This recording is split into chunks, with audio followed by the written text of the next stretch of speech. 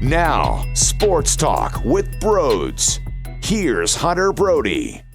What is going on, everyone? The Philadelphia Phillies played a baseball game, and it wasn't a beautiful one, okay? It was not a really beautiful effort by any means, but they played a game, and we were able to see it on NBC Sports Philadelphia. Now, it's very important that I said we were able to see it on NBC Sports Philadelphia because apparently the Washington Nationals don't understand how to put a feed together. They couldn't get a broadcast sent to the Phillies, so on Saturday night when Bryce Harper hit a bomb off Max Scherzer, and when Aaron Nola was able to do his thing, we couldn't see it happen in live time, and that's truly disturbing to think that an MLB team can't find a way, even though it's an exhibition game, and with all of this happening, how the professional baseball team in Washington, D.C. can't get a feed together. That's just nonsense, and it bothered me because this game was nowhere even close to as exciting as the game that happened Saturday night where the Phillies just dominated the Washington Nationals. But I'm not going to lie to you, I still had a smile on my face, even though there was one inning that was 1 out, and there was another inning that was 4 outs, and then there was a random 10th inning. It didn't really bother me that there was some funkiness involved, even though that there were no fans in the stands. Some baseball fans could not connect because the empty seats and the fake crowd noise. So they weren't able to really sit there and enjoy it because they think that the crowd adds such a unique environment to the game. And I absolutely do think that is the case. I think fans in the stands 100% change things. I've been watching all these old games on MLB Network, and I've been flying around, flipping around all of sports, really. I've been watching some NHL games where teams won the Stanley Cup, and the environment, I get the chills, I get the goosebumps. Honestly, sometimes tears come down my eyes because I just think, wow, we are not going to have moments like this for quite some time. But when it comes to it ruining the game for me, it doesn't ruin the game for me. It changes the game for me, but it doesn't ruin the game. I get so tied into what pitch the pitcher's going to throw. I get so tied into the location of the pitch, the stance of the batter, the defensive shift. I get so sucked in and tied into what's going on the field that it doesn't really force me to go, you know what? I just can't get involved. I love the game too much. That doesn't mean it doesn't change the way I feel when things happen. I do feel as if the crowd noise, which is needed, I do feel like it's too generic. If you watch the English Premier League, their fake crowd noise, it's so much better. Now, keep in mind, during soccer, a lot of chants are going on during the game, and when there's a counterattack, the voices rise a bit, so it's a totally different game in general, and the way that the crowd is involved with the game is totally different because in baseball, it's more simple chatter, conversations, and then when there's a hit, you kind of hear the roars go up, but it just seems as if it's too generic of a fake crowd noise, but there has to be something implemented there, or else it's just too awkward. So, look, a lot to get into when it comes to this game. The lineup card was interesting. Zack Wheeler's not debut, but Zack Wheeler's performance, some of the bullpen guys, and then Joe Girardi had interesting things to say after the game in terms of the pitching rotation and what we might see moving forward. So if you didn't hear what he had to say, just wait till we get there. Before we start this episode of Sports Talk with Broads is sponsored by Orbit Energy and Power, and with over 20 years of experience in the solar industry, they are home to your solar experts in both residential and commercial projects. Their solar program helps eliminate your electric bill completely. They offer flexible financing solutions such as $0 down. That's not all. They provide water purification systems, backup energy services, battery storage, tree removals, electrical upgrades, emergency services, and more. Their information is in the description. Make sure you check them out. Let's start with Zack Wheeler. I think that is the biggest takeaway. If you watch that baseball game and someone asks you, what do you think? What stood out to you?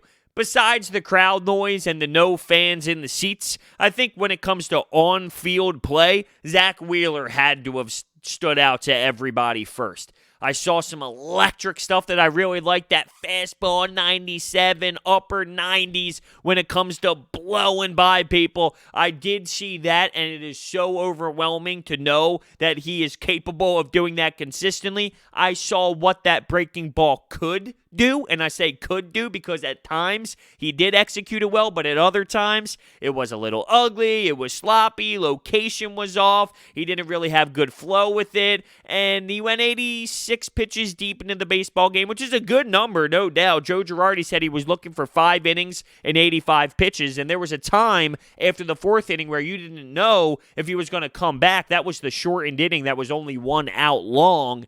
You didn't know if he would come back out. You kind of thought his day was done, but here he went. He went back out for another batter. So he got to the 86 pitches. I thought he lost it a bit with that breaking ball, but ultimately, I know what he can do. And in an exhibition game, I'm not that concerned about it. Pitchers in general have had really weird starts to their season in terms of actually starting normal spring training, then being on pause, then having to quarantine, and then going through a big fight between the union and the owners, and now trying to revamp their arms back up. It's a lot, and I'm not that concerned with a little bit of a weird game for Zack Wheeler. Now, think about this.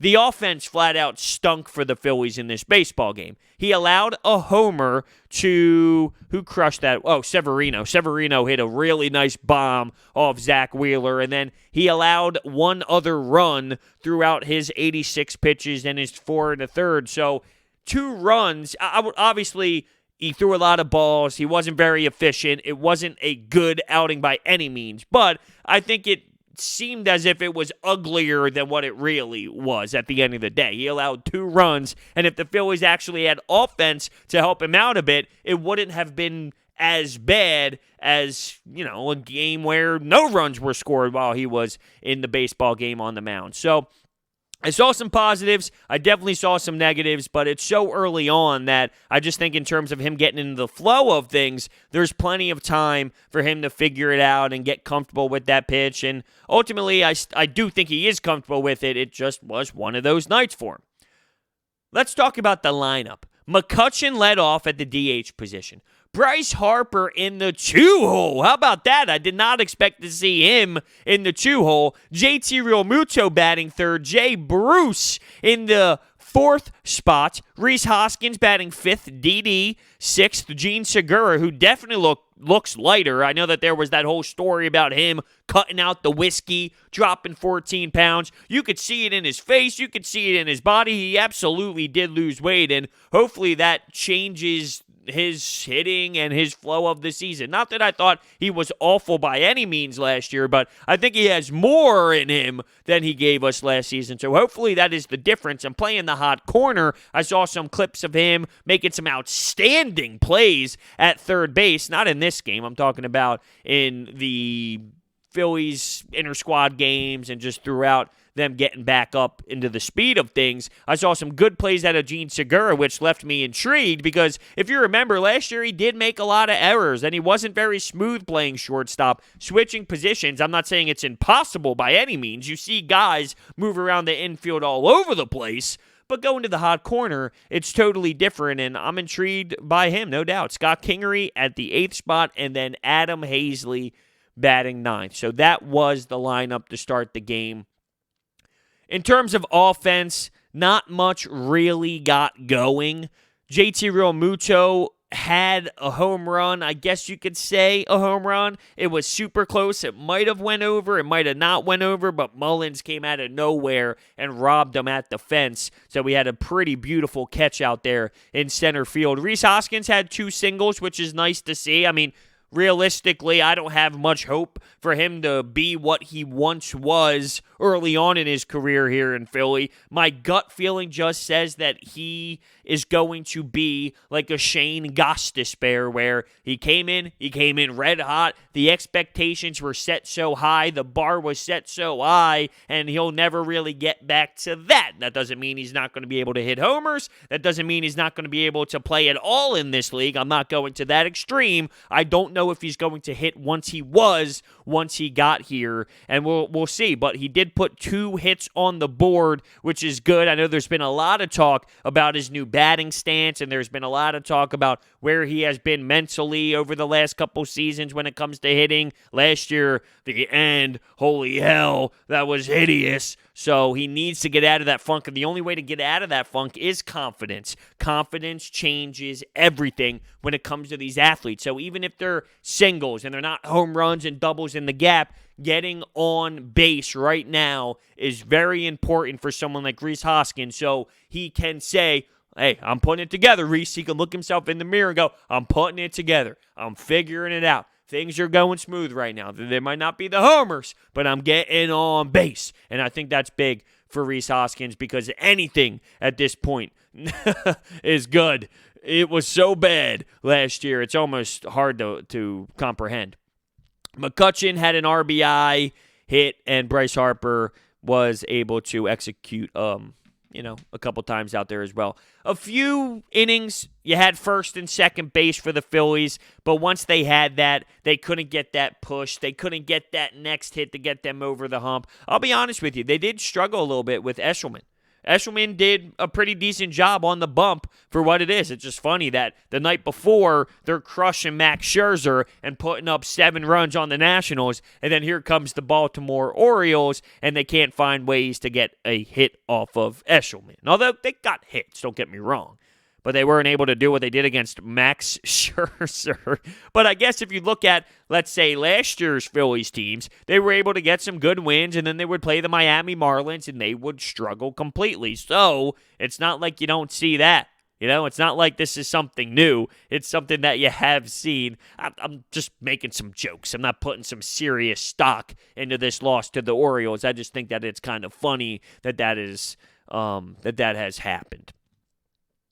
Alec Boehm played first base. Now, his at-bat, he grounded out, not anything there, but he played first base, and he had an impressive little pick, a nice pick. The ball clearly going to be a one-hopper. He reached out, he did a nice how do you do, and he scooped it up, and it was a really nice play to see out of him. Encouraging. I know that there's been a lot of conversations about if he's ready defensively, and most people speak about Alec Boehm at third base. Is he going to play third base? Is he ready to play defense at this level? I think first base is more of an open option at this point. As I kind of stated with Rhys Hoskins, you don't know what you have with Jean Segura. I think at third base, that's more secure than where Rhys Hoskins is. And keep in mind with the DH, if Boehm is ready to rock and roll and play, he can play first base, and Rhys Hoskins could just focus on hitting if that's what he needs to do. So I think first base is in play for Alec Boehm if third base is covered by Jean Segura. And speaking of Alec Boehm, and I'll throw Spencer Howard into the mix as well, because obviously that is a name that we are super interested in moving forward. The smart thing to do is just let them sit out for as long as they need to sit out, and then call them up at the right time so their clock doesn't start. You want to keep these players under the Phillies organization for as long as possible. You want to keep them under control for as long as you possibly can.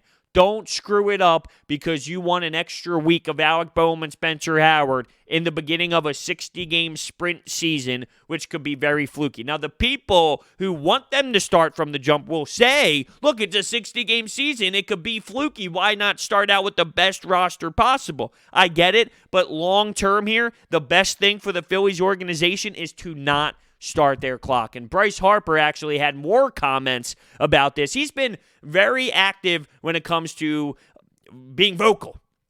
He's hot about the JT Realmuto topic. He stated before, I think this was about the Chris Bryant trade, because the speculation was, hey, maybe the Phillies go out and get a Chris Bryant. He said, we need players in the prospect system. We need the Alec Boehms, the Spencer Howards. Like, they are very important to this organization. So he was very vocal about keeping the prospects. He's vocal about JT Realmuto. Now he's talking about how Spencer Howard better be up at a specific time. This was stated on one of his Twitch streams when he was playing video games, and I honestly just feel like he needs to stop talking when it comes to these type of issues. I respect how much he cares. I respect that he knows his voice is heard, and I get it. He cares about his teammates. It's a good sign. Players will want to play with him and play for him as a teammate because he has their backs. I support that part of it, but at the same time, in pro sports,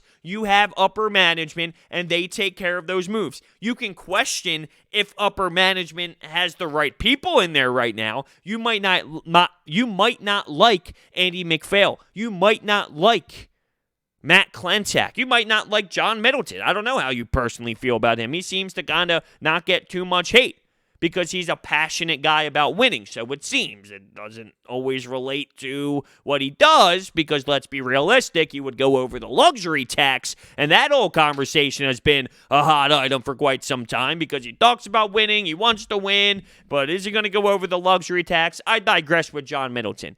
You might be upset with who is in upper management, but reality is they have their job to do, and Bryce Harper has his job to do. Bryce Harper's job, win baseball games. Bryce Harper's job, hit the baseball, play defense, and be a leader in the clubhouse.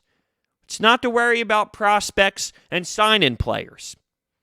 Sorry, it's just what it is. That's not his job. So I don't really like how open he is on another issue, and it can come back to bite him in the ass. Because if there's a player that he doesn't speak about, if there's a guy down the road that needs a new contract and he's not saying much, now here comes the speculation. Well, hold on, he did it for JT Realmuto, so if he's not doing it for this player, what does that say? Does he not like him? Does he not want him here? Does he not think he's good enough? I mean, it can hurt him down the road when it comes to players in this organization and future contracts and future prospects and things like that. Sorry, I just think that he should stay out of it. But going back to Bohm, there's some other players that are kind of interesting that are putting some things together. And one of those players, believe it or not, it's Phil Gosselin. Phil Gosselin has been hitting the baseball consistently, and he was able to get another hit in this baseball game. It's actually magnificent. I think I saw, was it Corey Seidman of NBC Sports Philadelphia a couple days ago tweet how Phil Gosselin was 5 for 5, and I was thinking, wow, everyone tweets about breakout Pavetta. Could it possibly be breakout Gosselin that comes into the mix this season? I mean, talk about a journeyman at this point, 31 years old, and he's able to provide some sort of spark right now in some exhibition games. Let's see where it goes, right? It's just funny, like, what the hell are we talking about right now with Phil Gosselin? But, hey, look, he's doing it, right? It would be different if he's not doing it and you talk about Phil Gosselin, but he is doing it. So it's different. You got to bring it up when he's that hot at the plate over the last couple games here. It's pretty impressive. And then to get the only run for the Phillies, Andrew McCutchen knocked in Matuk, who had a beautiful double. He put a really nice swing together, rocked the double, and then Andrew McCutchen was able to knock him in from there. But that really was an impressive at-bat from Matuk, and looks like he's got some good size to him. We'll see how he does moving forward in these, in these exhibition games. I guess the Yankees game is tomorrow. And the one thing I wanted to bring up about what Joe Girardi said about this matchup against the Yankees on Sunday, or no, it's Sunday today, on Monday, is this. Vinny V. Excuse me? That's right. Vinny V. will get the nod. And he said, stay tuned when it comes to this rotation. So who knows what that means? It's up in the air. There's a lot of Phillies beat reporters that are a bit confused at the moment. They don't know what this means. They don't know how the rotation's going to play out. But if you fast forward what's going to happen now when it comes to next weekend, when the games matter, it's going to be different than maybe you expected it to be. Is Jake Arrieta going to be out there? Is there a reason why Jake Arrieta's not out there? Is there a reason why he might get pushed back? Vince Velasquez. Is this a confidence boost kind of thing? Joe Girardi said you can't deny what he's doing, right? Like you can't not see it. Vinny V has added something. He added the cutter. Is that enough to really throw him in here like this? Throw him into the fire? We'll see how he goes against that Yankees lineup, because guess what? The Yankees played the Mets Sunday as well, and you had Stanton do his thing. You had Aaron Judge rocking dingers left and right. That offense can do damage, and maybe that's what he wants to see. Maybe that's why he's getting thrown into the game against the Yankees. They want to see it. They want to test him. Maybe that has something to do with it. I don't know. But here we go again. Another season, another Vince Velasquez debate, another Nick Pivetta debate. I think I'm going to be 74 years old and still talk about Vince Velasquez and Nick Pivetta because they're both somehow at that point going to be competing for that fifth starter spot. It just seems like that is how it's going to go down. Crazy. Absolutely crazy. I'm not going to lie to you. Ultimately, when it comes to this game, I'll say this. It was fun.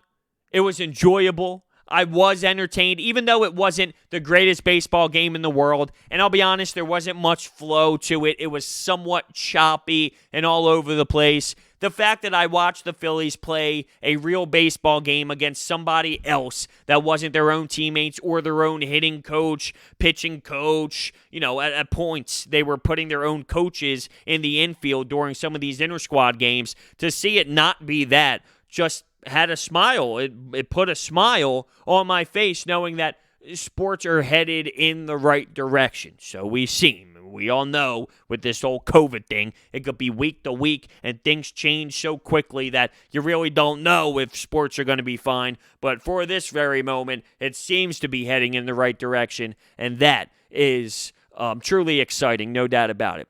With Zack Wheeler, though, just going back to that, because it's hard not to.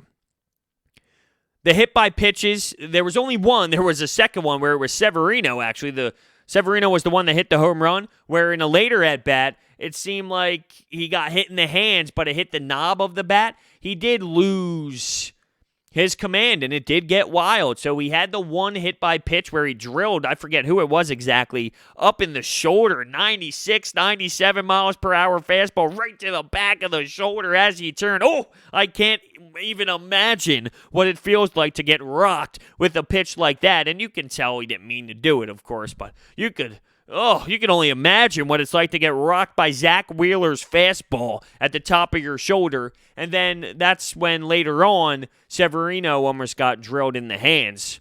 I would be so disappointed if that's how I was going to get injured after all this. Can you imagine going through this mess where you don't know if there's going to be a season, then you fight between the owner and the union. Oh, it was just a nightmare. And then you play an exhibition game, you get drilled in the hand, and then there you go. There's your season. Boom, you're done. I mean, that would just be absolutely devastating. Their right fielder made a spectacular diving catch. What the hell am I doing? Thinking this is hockey? A netminder? Carter Hart? Come on, bros, get it together. He made a diving catch out there in right field, and you can see the way that his hand kind of snapped back and folded the wrong way, and he had to go into the clubhouse. I'm thinking, oh, that would just be so devastating to think after all of this, after everything that went down, something so unfortunate occurs in a game that doesn't matter.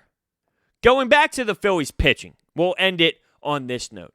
There was some intriguing stuff out of the bullpen. Brogdon came in after Zack Wheeler, and I thought he showed something. Look, this bullpen is going to be a battle. You're going to have to find guys to fill certain roles because guess what? They don't have it set, all right? They do not have guys that you can 100% definitely rely on. So there are going to be players that need to step up, and Brogdon is an intriguing name that the Phillies organization is definitely going to keep an eye on. So I say to you, keep an eye out on Brogdon for what he can possibly do. Alvarez came in, and he was reliable at times last season. Ramos, not as much, but he threw in the game as well. And these two pitchers towards the end, they kind of got rocked. McClain got rocked, and they went yard pretty damn quickly on him out there. And Austin Davis, a name I can't stand. I can't stand watching Austin Davis come out and start running to the mound and throwing pitches. I just don't think he's good enough. I don't think he should even be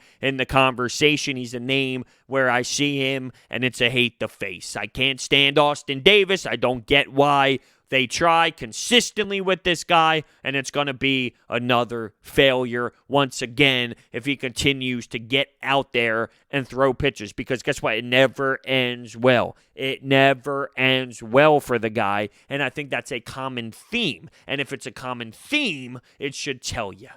And I'm not saying there's no growth in players, because you know me, I'm patient with professional athletes. I think growing is important, but sometimes you can see a guy and you know if he has it or not. And with Austin Davis, I don't think he has it. And that showed once again tonight.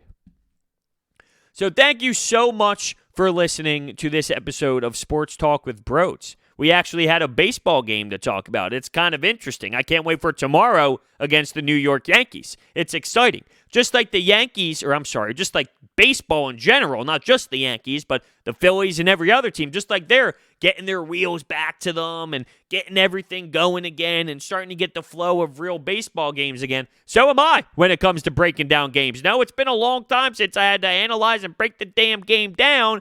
This wasn't a real legit baseball game, but just like them, this is the spring training 2.0 for Broads to kind of get things back into rhythm and get in the flow of things again.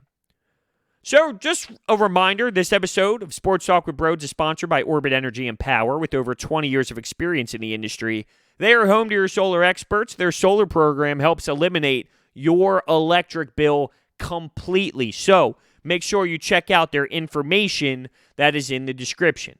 Let me know your thoughts down below in the comments section if you're listening to this on YouTube. If you're listening to this on a podcast, you can use the review system of that podcast to leave a comment. I enjoy reading those as well. Thank you so much, and I will see you next time.